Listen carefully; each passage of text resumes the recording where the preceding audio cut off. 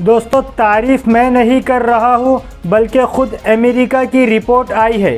America ने सरकारी report में खुलासा किया है कि हमास अरब देशों में अपना पैर जमा कर फ़लस्तीन का कर्ता धर्ता बनने में कामयाब हुआ है और इसके अलावा 7 अक्टूबर के कांड के बाद हमास का भौकाल मजबूत हुआ है।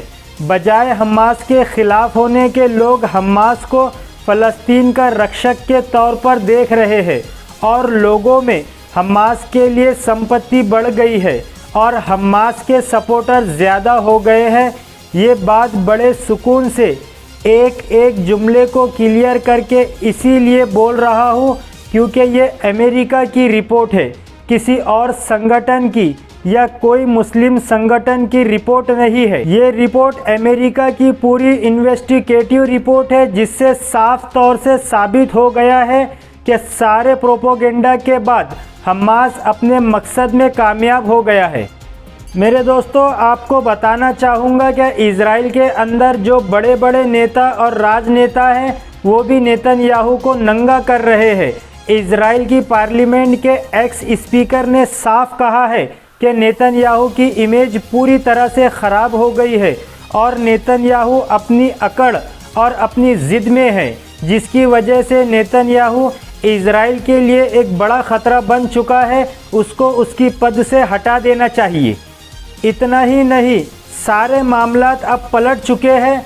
तमाम ताकतें इस्तेमाल करी, लेकिन अब देखिए कि इजराइल के बड़े से बड़े नेता अब नेतन्याहू के ख़िलाफ़ उतर आए हैं।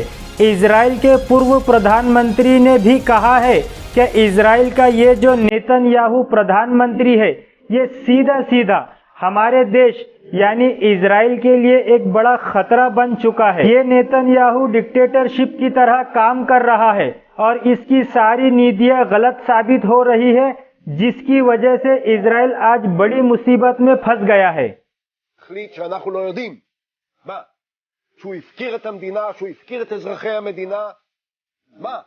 שהוא יצר משטר קיסרי, מושחת, נבוב, יהיר, חסר כל איזון פנימי, עם חבורת בריונים, אלימים, חצופים, בורים ועמי ארצות, שמנהלים את משרד התקשורת ואת המשרד לביטחון פנים, ואת הוועדה לאנרגיה אטומית, ואת האוצר ואת כל הדברים האלה. מה אנחנו צריכים? ועדת חקירה שתגיד לנו מה שאנחנו רואים? מה אנחנו לא רואים? השבועיים האחרונים. האם נתניהו צריך להתפטר באמצע המלחמה? הרגע, השנייה הזאת, כל רגע שהוא ממשיך למלא. उधर इजराइल की सरकार ने मानी एक और बड़ी गलती। मान लिया कि 19 जेल के गार्ड्स ने एक फलस्तीनी को जेल में इतना पीटा कि वो फलस्तीनी मौत के मुंह में चला गया। इजराइल ने इसको एक्सेप्ट किया है। दोस्तों, उधर WHO अंतर्राष्ट्रीय संस्था ने कंफर्म कर दिया है कि नॉर्थन गाजा में अब एक भी अस्पताल ऐसा नहीं जो ठीक से काम कर रहा हो। सारे अस्पताल अब नॉर्थन गाजा में भी ठप हो गए हैं। मेरे दोस्तों, इजराइल की सेना भी नेतन्याहू से काफ़ी ज़्यादा खफा नज़र आ रही है। घायल सैनिकों से मिलने के लिए नेतन्याहू जब जाने लगे तो कई सारे घायल सैनिकों ने नेतन्याहू से मिलने के लिए इनकार कर दिया। दोस्तों, गाज़ा में आधिकारिक तौर पर ये भी कंफर्म किया है कि मेडिकल सप्लाई की कमी की वजह से अल-शिफा अस्पताल में सैकड़ों फ़लस्तीनी बेगुनाह मारे गए। इजराइल ने ऐसा हाल कर दिया कि सारे अस्पताल ठप हो गए।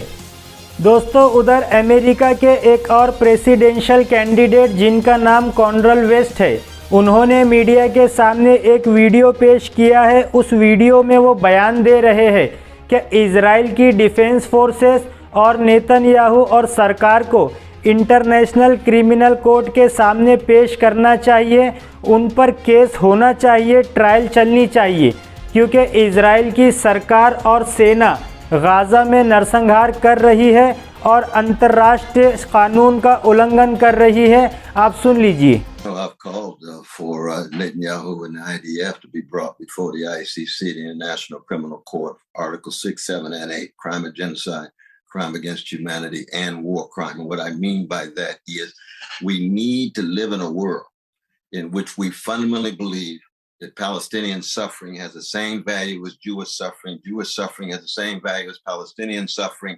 If this were a Palestinian occupation and domination, a Palestinian genocide against Jews in which there were nearly 8,000 precious Jewish babies killed in 50 days, we'd have a qualitatively different discussion, qualitatively different response. And I believe Biden, Harris, Austin, we can go right down the line, Kirby, Blinken, they are complicitous with Israel's war crimes against the Palestinians. Has Hamas committed war crimes?